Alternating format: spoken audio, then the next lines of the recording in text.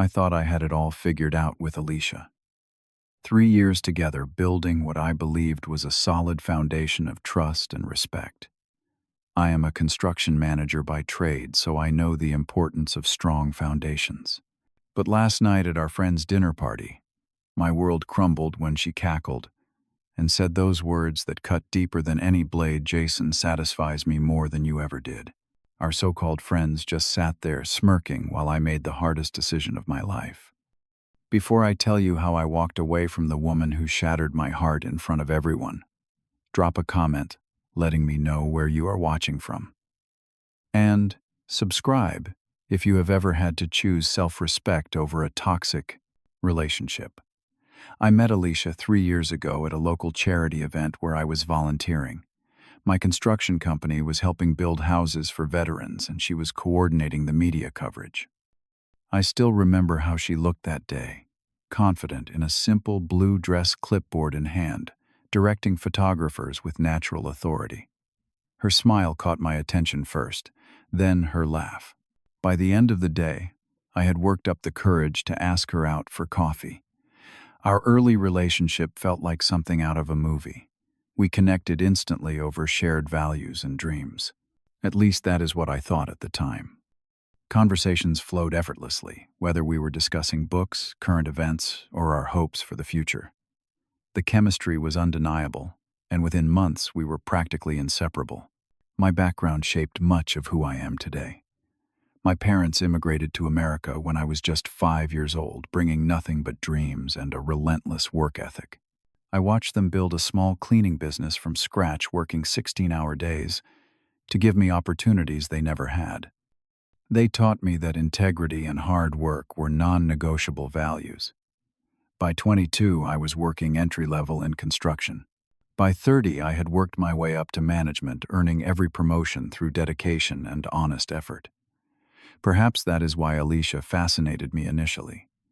She had a charm that seemed to open doors effortlessly. People gravitated toward her at social events, and she navigated our social circles with an ease I always admired, but never quite mastered myself. What I initially saw as social grace, I would later recognize as something more calculated. There were subtle warning signs from the beginning, though I was too enamored to acknowledge them. Alicia was overly flirtatious with male friends, always insisting it was just her personality. She guarded her phone, vigilantly jumping whenever it chimed and always taking calls in another room. Occasionally, she would have unexplained absences, claiming girls' nights that would end with her returning home smelling of unfamiliar cologne. Each time I expressed concern, she dismissed it as insecurity on my part. Our social circle consisted mainly of Alicia's friends from her marketing career. Tyler and Madison were at the center of this group, a power couple who valued status above all else. Tyler worked in finance, and Madison in fashion, and their penthouse apartment was the frequent setting for dinner parties, where conversations revolved around luxury purchases, celebrity gossip, and status symbols. I always felt slightly out of place among them, preferring meaningful discussions to surface-level banter, but I made an effort for Alicia's sake. My career continued to progress steadily. Last year, I was promoted to senior construction manager, overseeing multiple high-value projects across the city. The promotion came with a significant salary increase, allowing us to move into a nicer apartment in a trendy neighborhood. I thought Alicia would be thrilled with our improved circumstances, but instead she seemed increasingly dissatisfied with what she called our boring lifestyle. "We never do anything exciting," she complained one evening as I reviewed blueprints at our dining table. Madison and Tyler just got back from Bali. "When was the last time we took a vacation?" "We went to California 3 months ago," I reminded her. "And I have been saving for us to go to Europe next summer." She rolled her eyes. "That is forever away. You are always planning for the future instead of living in the present." Those types of exchanges became more frequent in recent months. I also noticed other changes in Alicia. New designer clothes appeared in her closet despite our agreement to budget carefully. She began styling her hair differently, wearing more makeup and spending hours at the gym. While self-improvement is healthy, these changes coincided with her growing emotional distance from me. Her phone became an extension of her hand, and she would smile at private jokes in text messages she never shared. She started coming home late from what she called networking events and girls' nights, often with vague explanations that did not quite add up. When I tried to discuss these concerns, she would turn the conversation around, accusing me of being controlling or jealous. "You need to trust me," she would say effectively, shutting down any opportunity for honest communication. The week before the fateful dinner party, I was working overtime on a major commercial project, facing deadline challenges. Stress was high, and I was putting in 12-hour days to keep things on track. Alicia showed little interest in my work struggles, seeming irritable and distant whenever I was home. On the morning of Tyler and Madison's dinner party, she reminded me about the evening plans with unusual emphasis. "This is really important," she said, not meeting my eyes. "Everyone will be there. Wear that navy suit I bought you." I agreed, hoping a night out might help reconnect us after the strained week. I had no idea that night would completely transform my life. The evening began with a tense car ride to Tyler and Madison's penthouse. Alicia was glued to her phone thumbs, rapidly typing messages. She angled away from my view. When I asked who she was texting so intently, she snapped, "Just Madison about tonight." "Not everything is suspicious, Jeremiah." We arrived at the gleaming high-rise where Tyler and Madison lived on the 34th floor. Their apartment was exactly what you would expect. Minimalist furniture that cost more than most cars, floor-to-ceiling windows overlooking the city, and artwork chosen for price tags rather than personal connection. 8 people were gathered that night, all regulars in our social circle. Jason, a commercial real estate agent with an ever-present smirk, was already there, champagne glass in hand. "Jeremiah, my man." He greeted me with a backslap that felt more performative than friendly. "How is the construction business? Still playing with blocks?" He laughed at his own joke, looking around to make sure others appreciated his wit. "Business is excellent," I replied evenly. "Just finished securing the Westbrook development project." Jason raised his eyebrows, clearly unaware of the project's significance in the industry. Before I could elaborate, Alicia touched my arm. "I am going to grab a drink," she said already, moving toward the bar area where Madison was mixing cocktails. I noticed her path deliberately took her past Jason, their shoulders, brushing in what seemed like a practiced move. Dinner was served on Madison's prized Italian dining table, with Tyler boasting about the chef they had hired for the evening. Conversation flowed along familiar, superficial channels. Samantha and Rick's new summer home, the exclusive club Tyler, had recently gained membership to Madison's upcoming photo shoot for a regional magazine. So Jeremiah Tyler addressed me directly, swirling his third glass of wine. "Alicia tells us you have been buried in work lately. All work and no play, huh?" Before I could respond, Alicia interjected, "He is always working. I barely see him anymore." There was an edge to her voice I had never heard before, a performative quality, as though she were setting a scene. I noticed she had positioned herself directly across from Jason rather than next to me. Throughout the meal, they exchanged glances that lasted a beat too long.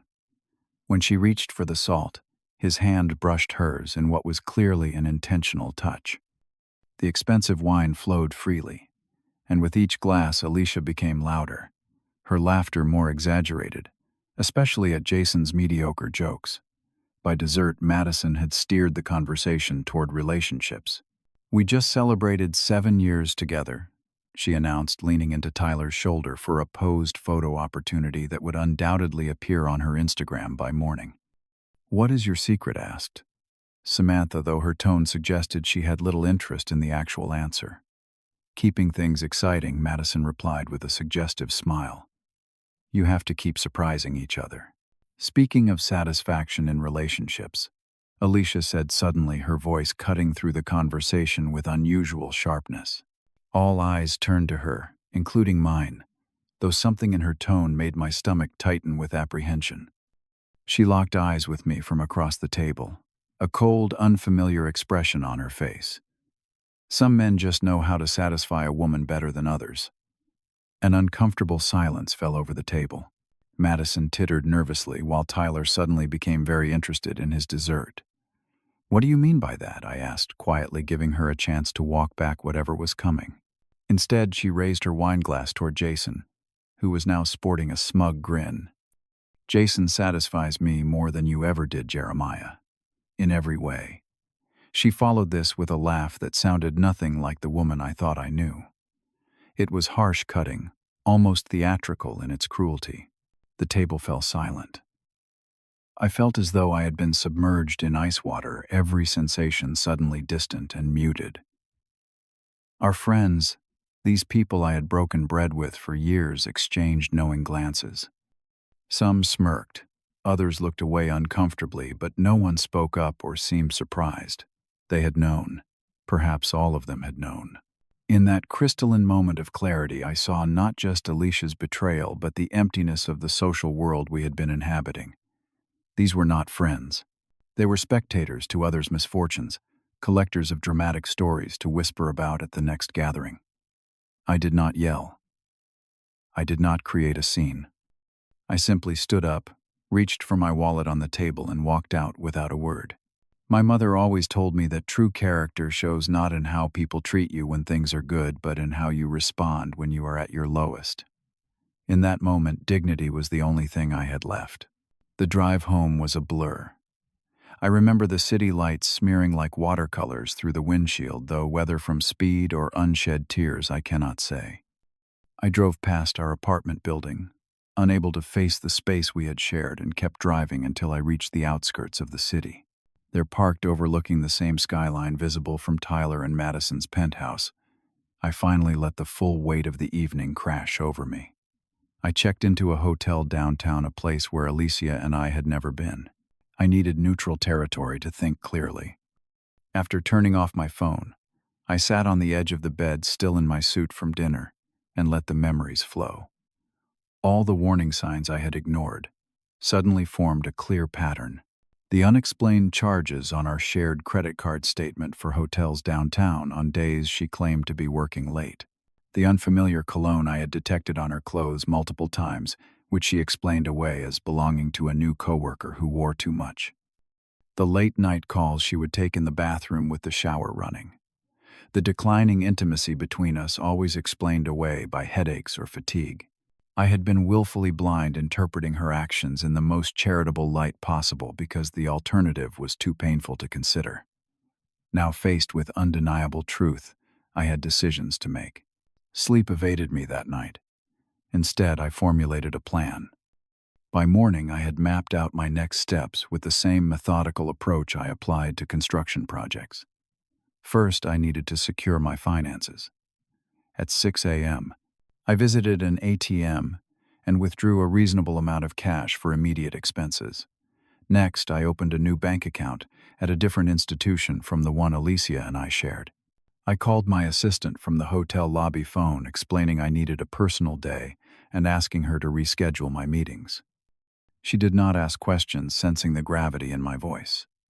With the day clear, I focused on finding temporary housing, securing a studio apartment available for immediate occupancy with a month-to-month lease. Around noon, after confirming Alicia would be at work, I returned to our apartment to collect essential documents and personal belongings. The space felt different, now tainted by deception. What once represented our shared future now felt like an elaborate stage set for a performance I had unwittingly starred in. In the bedroom closet, while gathering my documents, I discovered a shoebox pushed to the back of Alicia's side. Inside were items that confirmed the extent of her betrayal. Hotel, keycards, movie ticket, stubs for films we had never seen together.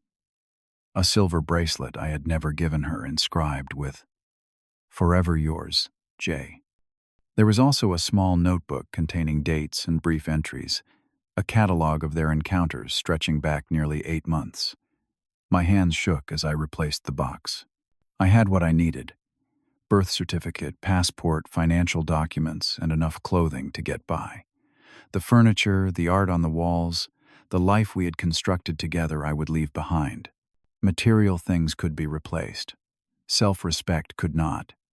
Before leaving our apartment for the final time, I wrote a brief note: "I know everything. Do not contact me. My lawyer will be in touch." I left it on the kitchen counter alongside my key. That afternoon, driven by a need for complete clarity, I made an uncharacteristically impulsive decision. I drove to Jason's real estate office. The receptionist, recognizing me from social events, directed me to his private office without question. Jason's face when I walked in was a study in conflicting emotions, surprise, guilt, and beneath it all a flicker of fear. He stood abruptly, knocking over a framed photo on his desk, a posed shot of him on a yacht. "Jeremiah, I can explain." He began raising his hands defensively. "How long?" I asked, my voice calm despite the storm inside me. He hesitated, calculating his response. "Look, man, these things happen. Alicia and we just connected, you know. She said you two were basically over anyway, just going through the motions." "How long?" I repeated. 8 months, he admitted finally. "It started at Madison's birthday party last summer. 8 months. While I was working overtime to build our future. Alicia had been systematically dismantling it. The timeline matched the evidence I had found in the shoebox." "Who else knew?" I asked. Jason shifted uncomfortably. "Most of the group knew something was going on. Madison and Tyler caught us once at their beach house. They thought it was, exciting drama or whatever." I nodded, pieces falling into place. "Last question. Was last night planned?" The announcement at dinner. At this, Jason had the decency to look genuinely uncomfortable. "That was all, Alicia. She said she wanted to make a clean break, that you deserved to know." I thought she meant she would tell you privately. "The dinner thing was." He trailed off. "Cruel," I finished for him. He nodded, unable to meet my eyes. I turned to leave, then paused at the door. "You two deserve each other," I said quietly and walked out. By evening, I had moved into my temporary apartment and purchased a new phone. When I finally turned on my old phone, it immediately began buzzing with notifications. 52 missed calls from Alicia, dozens of text messages ranging from angry accusations to tearful pleas, and several voicemails I had no intention of listening to. I forwarded anything important to my new number, then shut the phone off for good. From mutual connections, I learned that Jason had ended things with Alicia the morning after the dinner party. According to Rick, who called to awkwardly apologize for his silence at dinner, Jason had been spooked by the public nature of her announcement and claimed she was too intense. The fantasy of their affair apparently lost its appeal when faced with potential real-world consequences. 1 week after the dinner party, I was settling into a new routine centered on work and self-care. My temporary apartment was sparsely furnished but functional. I spent long hours at construction sites, finding comfort in the tangible progress of buildings taking shape. Physical exhaustion helped quiet my mind in the evenings. Alicia's attempts to contact me escalated. She showed up at my office, creating a scene in the lobby that required security intervention. She sent emails to my work account, alternating between angry accusations and emotional pleas for another chance. When these tactics failed, she began reaching out to my friends, and even my family, spinning a narrative that portrayed her as the victim of misunderstanding. My mother, with her characteristic wisdom, listened to Alicia's version, then calmly replied, "If there is one thing I know about my son, it is that he would walk through fire for someone he loves. If he walked away from you instead, I trust he had good reason." She related this conversation to me during our weekly call, adding, "Some people mistake kindness for weakness until they discover the steel underneath." The most unexpected development came when Madison contacted me about collecting some items I had left at their apartment during previous visits. When we met at a coffee shop for the handoff, her usual polished facade showed cracks. Jason and Alicia were never about love, she admitted after awkward small talk. For him, it was conquest. For her, it was materialism. She was obsessed with his income potential, his connections, the lifestyle she thought he could provide. "Why are you telling me this?" I asked. Madison twisted her diamond bracelet nervously. "What happened at our dinner party crossed a line. Tyler and we never thought she would announce it like that. It was cruel, and you did not deserve it." She paused. "Also, we all saw how you walked out with dignity. No drama, no scene. It made the rest of us look small." Her revelation confirmed what I had already concluded: the affair had been built on shallow foundations of physical attraction and material aspiration, not genuine connection. It made the betrayal no less painful, but somehow less personal. Alicia's actions reflected her character flaws, not my worth. My boss, Dave, proved to be unexpectedly supportive during this period. When Alicia's office scene threatened to affect my professional reputation, he called me into his office. I braced for a reprimand about keeping personal issues away from work. Instead, he said, "My wife left me for my former business partner 15 years ago. Best thing that ever happened to me, though it took years to see it that way. Take the time you need, but know your work is valued here." 6 months after that devastating dinner party, I was promoted to project director, overseeing our company's most prestigious development to date. The increased responsibilities came with a corner office and salary that reflected my value to the firm. I had moved into a permanent apartment smaller than the one I had shared with Alicia, but entirely mine, decorated with intention rather than for impression. I reconnected with friends I had neglected during my relationship, people who valued substance over style. Weekly basketball games, monthly poker nights, volunteer work at the Veterans Housing Project where I had first met Alicia, all became anchors in my reconstructed life. The healing was not linear. Some days the betrayal felt as fresh as that night at the dinner table. Other days I could go hours without thinking about Alicia or the life we had planned together. Gradually, the good days outnumbered the bad. Through mutual connections, I heard that Alicia had been struggling professionally and socially in the aftermath. Jason had quickly moved on to another relationship. Their friend group had fractured, with some members distancing themselves from the drama. According to Rick, who occasionally updated me, Alicia had been telling anyone who would listen that she had made a terrible mistake and regretted her actions deeply. 1 year after walking out of that dinner party, I met Rachel at a community planning meeting for a new public park our company was helping develop. As the lead architect on the project, she challenged several of my initial proposals with insights that ultimately improved the design. Her confidence was genuine, rooted in expertise rather than performance.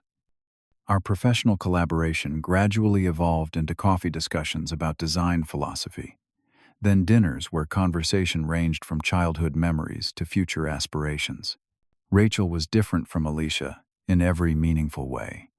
She listened more than she spoke, valued authenticity over appearance, and approached our developing relationship with refreshing honesty.